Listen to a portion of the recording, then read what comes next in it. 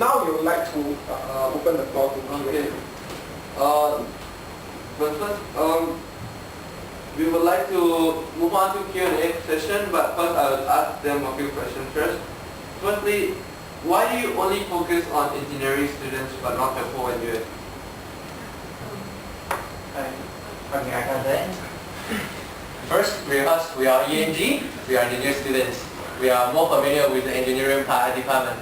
So we want to starting from engineering faculty and targeting from especially targeting from the year 1 core module first. Since every engineer have to go through that module, those modules are essential.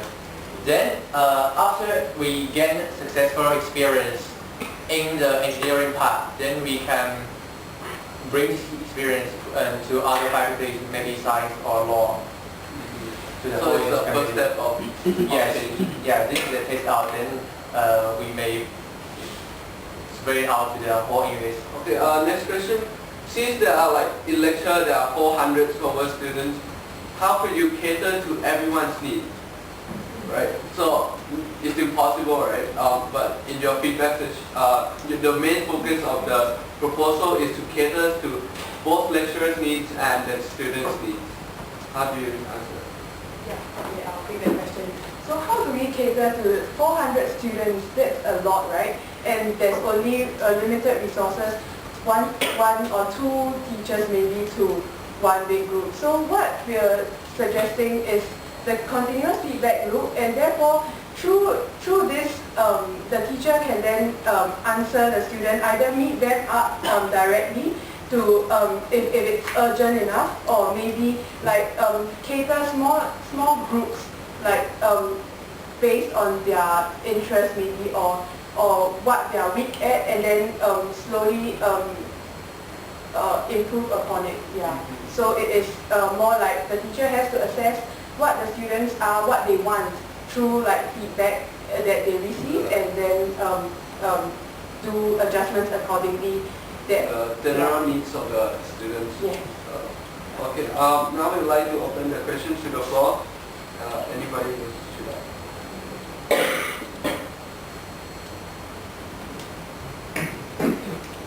Wouldn't it be very taxing for the professors if they have to attend to the different needs of different groups of people and students?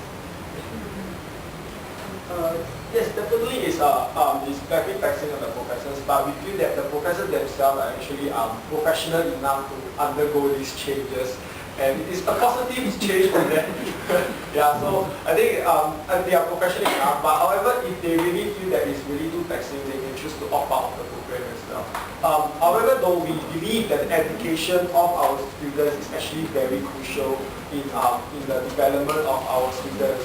I mean, the students are their customers, so they have to actually continuously improve themselves in order to bring the best of themselves to the students and out of the students as well. I have a question. Just now you mentioned that this program is to be tested in engineering faculty first, then you are going to spread to other faculties also later. But I think across different faculties, the curriculum program is quite different. As for medicine or law, they have their own system. They even don't have to bid for the modules. And for business, they have done a presentation. So it's very unlike the science engineering. So what they are testing in this program may not be applicable to other faculties. Yeah. Would you like to say that? I think this way. We are not going to apply the knowledge of engineering to the other faculty. We are going to apply the experience, how the lecturers, how the teaching staff are going to use the three-stage system to upgrade themselves to better communicate with the students. We are going to spread out that experience, that system, instead of the module content or the knowledge. Okay. So am I right to say that you're applying the basic, catering to needs of different students and lecturers? Yes. We want to bring those ideas to different faculties instead of the module content. Any more questions? I got a question. When you mentioned about professors undergoing a course if they are not up to standard, right? So conducting this course? I'm sorry to tell you that I don't know the person who will conduct the course or the test. But for Ashraf, you mentioned that there will be certain courses or programs for the lecture if the one hired is not from any English-oriented university or country. They have to go certain courses.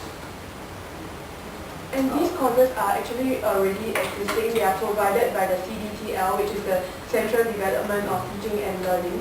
And so what happens is that for this, they have like language courses such as presenting yourself in front of people, as in of an audience and stuff like that. So what we found is that this is just optional. So they only do it out of their own initiative. So it's not like, say, you see the results of your student feedback and then you are made to go for the course, or rather you are recommended to go in a sense. So there is that up to you kind of arrangement. Currently, the CDTL courses are really teach rather on an enrichment program as opposed to something that is going to benefit them in their professional life. So we actually hope to actually let the professors understand that from this feedback, this is the specific weakness that you have, so they can undergo this development of yourself in these courses, as opposed to letting them have these courses there, but it's like more of an enrichment skill for them. So I understand that your proposal is like aimed at for lecturers. I mean, you're trying to say that lecturers can't really engage with the students, right? Okay, so shouldn't your proposal be centered on correcting the selection criteria rather than trying to come up with programs to better upgrade the lecturers once they? So as in, if you select the right people, there won't even be this problem. Definitely, you got a very good point. Selection definitely is very important right from the start. However, you see, there's already a huge pool of lecturers and teaching assistants in our faculty. We can't set them all at once, let them go, right? Yeah. So in a sense, what we have to do actually, we have to give them another chance, as in a sense, to actually let them have a chance to develop themselves. I mean, you won't want to step into a company in which you know the next day you are not performing, they'll X you and stuff like that. So if you have more sense of belonging to the faculty or the school as well, and as opposed to choosing, definitely the choosing criteria could be more stringent in the sense that you'll choose the right professors and go through more stringent tests. But I don't think it's very feasible. It's a good proposal that we need to can further on. But as of now, we feel that the upgrading of the skills of the individual professors and lecturers is necessary. And I believe what I mentioned at first is not really the skills that they lack, but the understanding of the audience, the understanding of the students. That's why we're doing the feedback loop, to know what are the students' needs and cater to the students, rather than their delivery skills. They might have the perfect delivery skills, but if you don't know the audience, you don't know the students, then it's not going to be useful. So we'll take last question. We have to wrap it up. So what you are saying is that this system, like this proposal, is for existing lecturers and lecturers.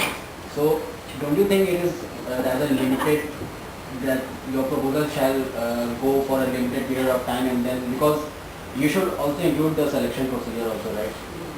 As the lecturers will go out somewhere from this university maybe, or then the selection procedure should also be included in your proposal, right? What is the main method of selecting that right people, the right people, according to you?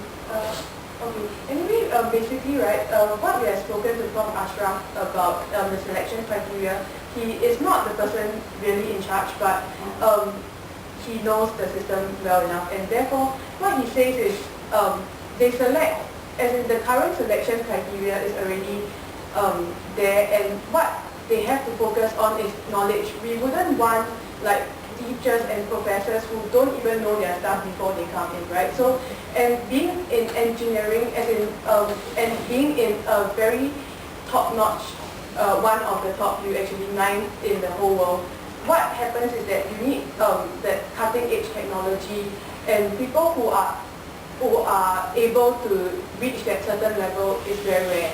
So what they can do is to take in that person, and this kind of skills can be trained. So therefore, yeah, they will have to take training. Do you have any last words to?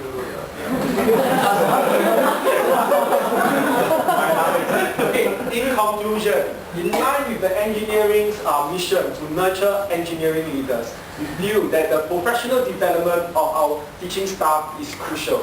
Hence, we urge the EU to actually evaluate our proposal in order to bring a huge impact to the education of our students and to put us on the path of nurturing these engineering leaders. With that, we thank you for your time and have a nice day.